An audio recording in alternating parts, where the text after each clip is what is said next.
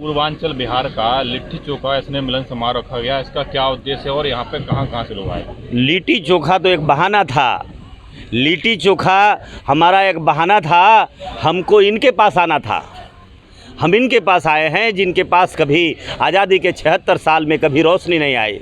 ये नेतृत्व विहीन है, इनको बिल्कुल डराया जाता है, मारा जाता है, पीटा जाता है, इनको डरा डरा के वोट लिया जाता है। बिल्कुल इनको हम संगठित करने आए हैं। जो माला फूलों के रूप में बिखर गया है उनको हम जोड़ने आए हैं। जो माला मोतियों के रूप में बिखर गया है हम उनको जोड़ने आए हैं। और हम ये अभियान चला रहे हैं कि 2024 और आने वाला जो समय है, जो हमारे साथ हमारे समाज के कमज़ोर लोग, जो आज भी दोनों चाम जिनके यहाँ चूल्हा नहीं जलता है, आज उनके पास हम आए हैं, उनके बस्तियों में आए हैं। आज मुझे समझ में आया कि आज जो है एमसीडी है, ये 2 तरह की एमसीडी है। दिल्ली है वो 2 तरह की एक दिल्ली है। एक दिल्ली ऐसी दिल्ली है जहाँ रोशनी नहीं है। एक ऐसा दिल्ली देखा है आज जहाँ गटर नहीं है, जहाँ नाले नहीं हैं। एक ऐसा गटर देखा जहाँ पार्कों का बुरा हाल है। और एक यहाँ भी देखा जहाँ रोशनी में नहा रहा है वो दिल्ली। जो 2 दिल्ली है, इस भेदभाव के खिलाफ हम समाज के लोगों को जगाने आए हैं। और हमारा लिट्टी चोखा तो एक बहाना है। समाज के लोगों ने जुट करके संकल्प लिया है, प्रॉमिस किया है, वादा किया है। और बिल्कुल बहुत जल्द ही समय आएगा जो हमारे साथ सौतेला व्यवहार किया है, बिल्कुल हम बाबा साहब के संविधान के अधिकार जैसे हथियार से हम उसे सजा देने का काम करेंगे। जैसा कि अभी आपने कहा कि नाली नहीं है, ये नहीं है, वो नहीं है, इतने लोग नहीं आए, तो क्या माना जाए कि पूर्वांचल फ्रंट जो है आने वाले समय में राजनीतिक रूप लेगा? देखिए, हम ये बात कह रहे हैं, राजनीति तो हमारे खून में है। राजनीति को तो हम जन्मदाता हैं, लेकिन राजनीति के नाम पर धोखा देने वालों को हम माफ़ नहीं करने वाले हैं। हम इनके खिलाफ ये अभियान चला रहे हैं। राजनीति में कौन जाएगा नहीं जाएगा वो अलग बात है, लेकिन जिन्हें वो बेवकूफ़ और अनपढ़ समझता है, जिन्हें डरपोक समझता है, उनके अंदर इतना ऊर्जा दे देंगे कि उनकी छठी का दूध आदत करा देगा वो। लेकिन आप जो मुद्दे बता रहे हैं वो तो राजनीतिक लोगों से ही होंगे।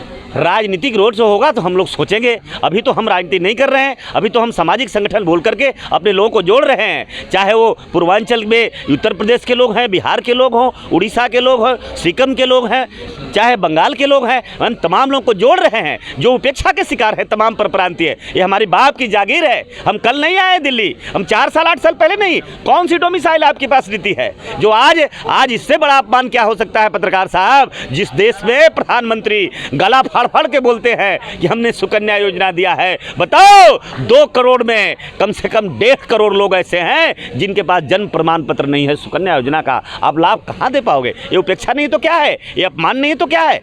बताओ, आपने कहा है 1 नेशन है, 1 कंट्री है, 1 टैक्स है। बताओ, हमने टैक्स देने में क्या कमी किया? दवाइयाँ लिया, शर्ट खरीदा, कपड़ा खरीदा, किताब खरीदा, पढ़ाई किया, लिखाई किया, खाना खाया, इतना टैक्स दिया।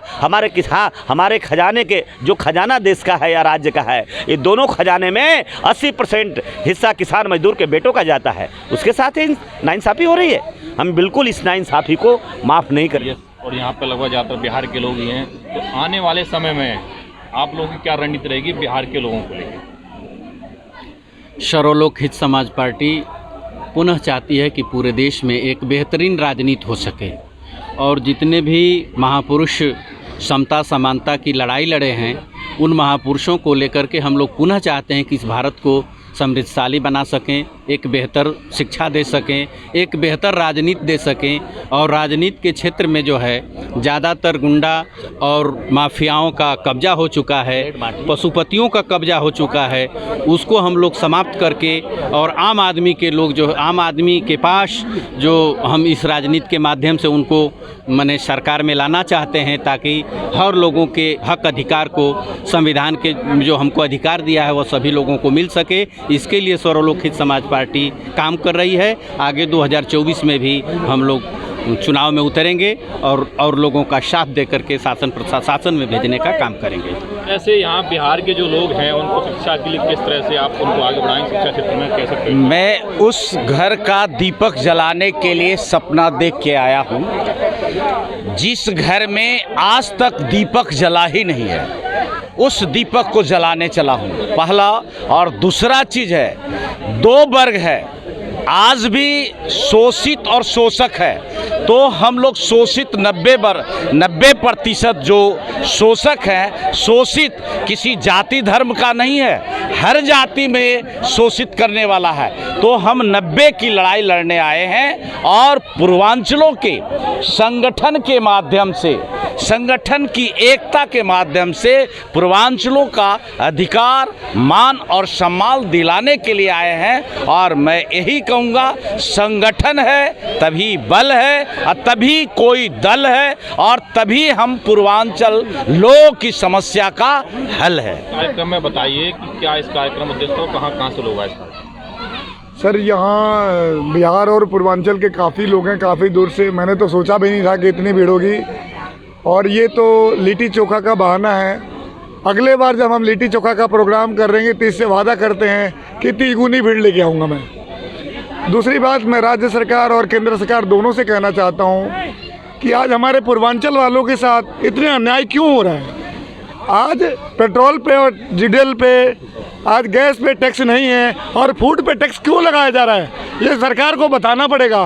क्योंकि हमारे खाने के ऊपर आज मान ली 8,000 7,000 की नौकरी कर रहे हो, वो कुछ भी खरीदता है तो उसको टैक्स देना पड़ता है और बड़े लोगों को टैक्स देना पड़ता है। तो मैं चाहूँगा कि एक बार पूर्वांचल और बिहार के नाम पे जो अन्याय हो रहा है, हमें राजनीति नहीं करनी है, लेकिन अगर हमारे साथ कोई अन्याय करेगा तो हम बर्दाश्त भी नहीं कर सकते बस। और पूर्वांचल बिहार फ्रंट के अध्यक्ष, तो क्या आज आपने पूर्वांचल लोगों को इकट्ठा करके यहाँ पे क्या संदेश देना चाहते हैं? देखिए, आज़ादी के 76 वर्षों के बाद भी आज भी पूर्वांचल के लोग को है दृष्टिकोण से देखा जाता है।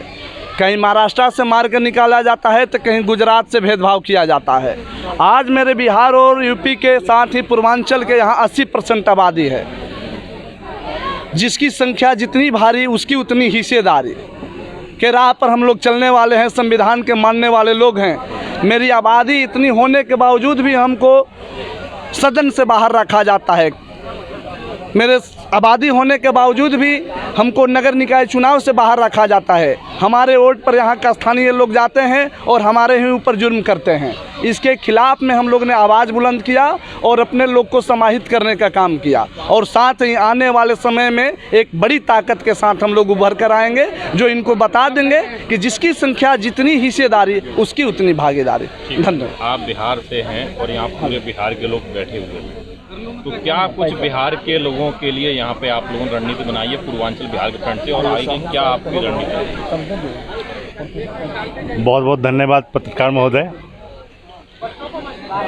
सर्वलोक हित समाज पार्टी जो जाति, धर्म और लिंग को मतलब साथ में रखकर और ध्यान में रखकर भेदभाव करती है, उस भेदभाव को पूरी तरीके से सर्वलोक हित समाज पार्टी ख़त्म करेगी और इस देश में पुनः मानवता स्थापित करेगी। इस अपडेट पाने के लिए हमारे चैनल क्लाउड न्यूज़ को अभी लाइक करें, सब्सक्राइब करें और बेल आइकन दबाना बिल्कुल ना भूलें।